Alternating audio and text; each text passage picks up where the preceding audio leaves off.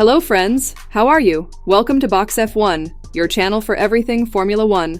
In today's video, we're bringing you all the behind-the-scenes details straight from the pits at the Monte Carlo circuit, the venue for the Monaco Grand Prix.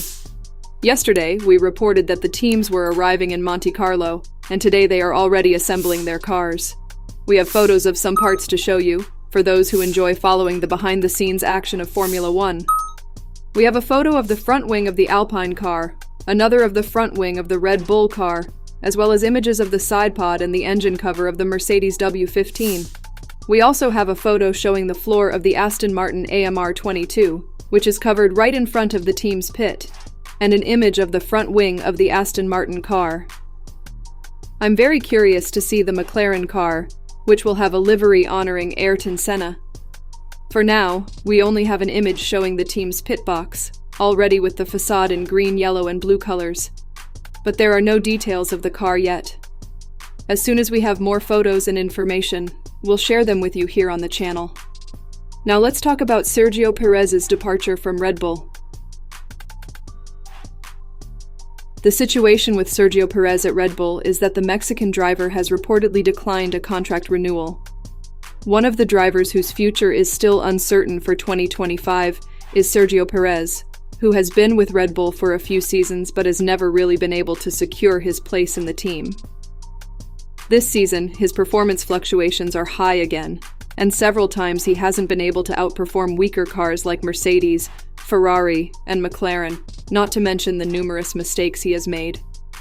A few weeks ago, there were reports that Pérez was in talks for a contract renewal with Red Bull, which had offered him a one-year contract with the option for an additional year, awaiting the driver's decision.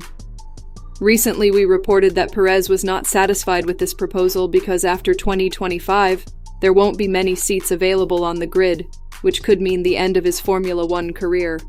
Because of this, he is seeking something better. Now, there has been confirmation from Fox Sports Mexico that Red Bull did indeed offer Pérez this one-year option, but he turned down the new contract with the team.